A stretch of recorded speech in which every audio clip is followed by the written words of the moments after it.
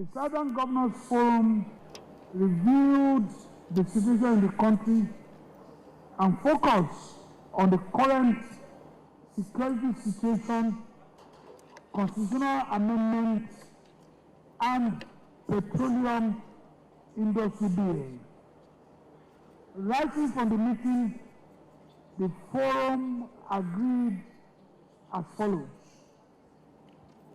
The forum reaffirmed their commitment to the unity of Nigeria on the pillars of equity, fairness, justice, progress, and peaceful coexistence between and amongst its people. The forum reiterates its commitment to the policies of equity, fairness, and unanimously agreed that the presidency of Nigeria be rotated between southern and northern Nigeria, and resolved that the next president of Nigeria should emerge from the south. Thank you very much for your time and for coming on the show. I know a lot of persons will say, are you bringing up, are you waking up this issue? Well, it's an issue that a lot of political parties are already contemplating and discussing. Because if you say power should be shifted to the south, that means you need to look at the foundation of elections in Nigeria, which has to rest with the political parties. Are the 18 political parties ready to make sure that their candidates will be from the southern part of Nigeria? What do you think with this decision by the southern governors? Good evening, viewers, and good evening, Jama. Thank you very much. I think the important thing is for leaders at that level is to seek the unity of the country and shy away from issues that are capable of pitching one region against the other. And an issue such as rotation of the position of presidency is capable of doing that. I think we have too many contentious issues already that we seek the intervention of leaders to resolve. Now, to add this on that list is to compound multivarious divisive issues that we are dealing with in the country. I believe that Nigerians are capable of electing a president from wherever, as long as that candidate is competent and meets their criteria of leadership. Basharon Abiola was voted in this country on a Muslim ticket. His running mate was Babagana Kingibe, a Muslim like him. And there was no rotatory presidency. He was contesting against a candidate that came from Kano. And you could imagine that the people of Kano did not vote for Tofa. They voted for Abiola. Abiola, yes. So there is a way in which some of these conversations really draw us back as a country. I believe Nigeria has gone beyond issue of rotatory presidency. Nigerians are able to vote for any president from anywhere at any point in time. On our return to democracy, Chief Obasanjo was voted for as president, with majority of the votes coming from the north. We have had President Jonathan. As a matter of fact, in this republic, we have had like 21 years now of interrupted democratic governance. We have had about 14 years in that 21 has produced southern leaders.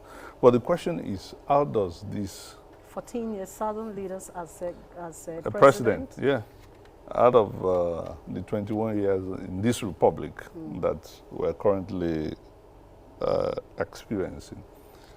Now, but my question is, how does that address the critical question that Nigerians are confronted with right now, where the president comes from? One of the volatile issues for us as a country now is the huge unemployment situation in the country. And this affects Yorubas, Igbo, Hausa, Chiefs, and all categories of Nigerians. Between age 15 and 25, 54% of them are unemployed. Jobs are to be created, not just by federal government. You hear of initiative of the federal government to medium scale, to where are the initiative of these governors to provide jobs for the unemployed youths? These are critical things. And to be honest with you, I do not see how the discussion about where the president comes from really solves the problem that this country is. It's diversionary. And I can understand if some dodgy groups, ethnic platforms are saying this, but I want to appeal to our governors that they should not lend their voice to these issues because it's capable of dividing the country. And besides that, it's purely unconstitutional. I've never seen any country that went on that track of rotatory president that came out of it as one. Yugoslavia tried to experiment with it, and you know how it ended? This was one of the things that led to ethnic cleansing in Rwanda. And at the end of the day, 16% of the population, 800,000 out of nearly 6 million Rwandans were killed. I don't think that's the road we want to travel in Nigeria. We have gone past all this. Nigerians are capable, they have demonstrated it in the past, of electing any competent person from any region. So politicians should not take us back. But let me ask you this question, because I heard when you mentioned the days of Obasanjo, you talked about Jonathan and how the South has been president for 15 years out of 21. I'd like to also bring the late Yaradua. You remember then? Yeah, it was. Before Jonathan, who happens to be the vice president, took over and said, okay, let me, and people said, wear the shoes, because that is constitutional, as written in our constitution. People from the Northerners, some of them, not all of them, raised eyebrow.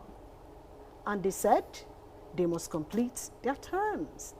So they need another person to complete their term. So why did this discussion not come at that time? Look, I'm not speaking on behalf of any ethnic nationality. I understand. As one who took a shot at the presidency, the whole of the country is my constituency. And when governors and political leaders at that level, either at the National Assembly, come to address the nation, you must take the position of a statesman. If you are a man or a state woman, if that is permitted, if you are a woman, I don't expect anyone in high office that has sworn to defend the Nigerian Constitution to engage in anything capable of dividing the country. And this is one of it. So, ethnic nationality group, Arewa Consultative Forum, Northern Elders Forum, Afenifere, and all these groups can say things like that, but it's not something I think that governors, senators, president, ministers should come out should talk about. Yes. Yeah, that's my point. That's my point. People can ventilate themselves based on their perception of ethnic relations. I mean, it's within the purview of their rights and freedom of expression. But when it comes to using the office assigned by the Constitution to lay credence, that's dangerous, very dangerous. I think that's a bit out of line. But how do you now address the issue of injustice? Because there are some minority group that feels because we've not been there. I've also heard people from the North Central said they've never, ever been in a position of a deputy or a vice president or a president. How do you address the minority question and the injustice that some of them are talking about? Thank you so much, Ijoma. How does the rotatory presidency of the Southern governors address that? You have Yorubas who are in the North Central. You have chief people. You have Nupes. As a matter of fact, the North Central zone is home to most of these minority ethnic nationalities. Yes. These are not Fulani people. These are not mainstream Yorubas in the Southwest. So when you're talking about rotation between North and South, those people are never going to be president. They are never going to be vice president. As you have seen, since our experiment with democracy, the North Central has never produced a president or a vice president. And yet you have some politicians putting up together campaigns and saying, oh, it's our turn. It's our turn. And those regions have had, and President Obasanjo, for instance, came from North the Southwest. Central is a sub-region. Yes. President Obasanjo, as I said, was elected from the Southwest region. And you also have the vice president currently from the Southwest. So in executive position in 21 years, the Southwest is going to be finishing 16 years. Yet, out of the 21 Yes, years. yet some politicians feel they have a legitimate ground to make such argument. But to be honest with you, I'm not joining issues at that level because there is a way in which when you get into these arguments, people will come with various strands and it's an argument that leads to nowhere. I mean, what is clear for me is from the history of political contest in Nigeria that Nigerians on a good day don't care about where the president comes from. The same Nigeria voted Chief M.K.O. Abiola, even with a Muslim running mate. They didn't care. They were looking at his program. They were looking at the hope that this gave Nigeria. And I think what leaders need to do now, all of us as political leaders, we need to give hope to the people who have suffered so much. We're talking about unemployment.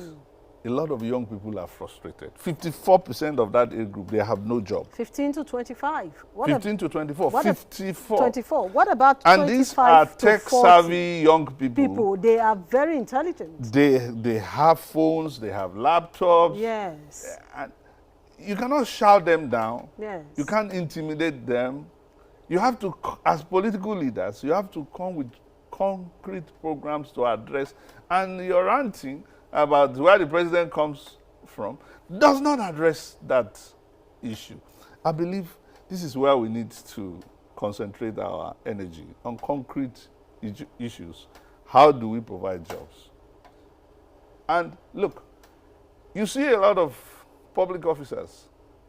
Somebody has a convoy of cars, of Toyota Jeeps. The least cost is 50 million for each one of them. Bulletproof. Now, when you are talking about the top range, it could be like 150 million with bulletproof. And then you have a public officer having 10 of that in his convoy. That's almost like ₦1 billion. When you had the bulletproof, maybe 2, the backup and all that. 50 million can create small-scale industry that can give 100 people jobs. All the issues you hear about is why is the power going to rotate to? Where is it going to be a Muslim? Those as far as I'm concerned, are not issues that real Nigerians are interested in. These are the political agenda of politicians to distract from the real issues. You talked about people voting from the north for Abiola and all that. In this Nigeria that we have today, today Nigeria, the reality before us, do you think that is possible again? Yes. So the northern politician and voter will be happy to say, I'm going to vote for somebody from the south. And the southern politician and their supporters will say, no matter what it takes, we will vote massively for this person. You think with the situation in the country today, that is possible? Well, you see, the electorate really are not in this game. It's just some politicians that are driving this narrative, you know. An average Nigerian wants water, good roads, and they're asking for simple things. Security, and what have you. I think we're more united than some politicians are making it look. Now, quarreling about tribe and ethnicity is a journey to nowhere. It takes you nowhere. All right, let's, I think I'm having some messages here. Sorry, we need to just check what we have for our viewers. If you want to be part of this, just send us a message. Okay, let's take this one coming from Ima Onwe. It said, the position of the southern governors on rotational presidency should be applauded and upheld by all men of good conscience. He said God conscience, but I think he wanted to say good conscience. Today, Nigeria is plagued with myriad of problems and challenges, majorly occasioned as a result of injustice. Justice and fairness demands a southern presidency and by extension, southeast Nigeria. Thank you, the honorable guests. It's coming from Ima Onwe from Kabosa in Abuja. I don't have any problem. That's a Nigerian I don't have any problem with a southeastern president or a president from anywhere. All I'm saying is that what Nigeria need now is a truly Nigerian president. A president that sees the entire country as his constituency. All right? We didn't have that kind of conversations when President Abiola was running. Yes. I mean, everybody anyway said that this is a good man. But this is a good man. The nation, the Nigeria then, and the Nigeria today, where even somebody is already commenting, there's so much fear. Well, I think we are trying to, the government is trying to see how they can work on that from the state level as well as the federal government. People are afraid. You hear of banditry, this is pure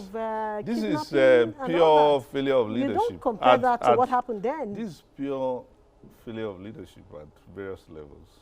And it's not just at the national level, even at the states level. You're right.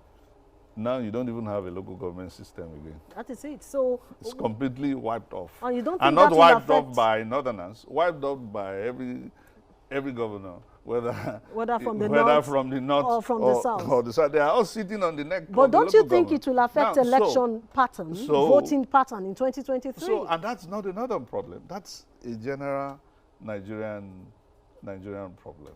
And I don't see how southern or northern presidency resolves that.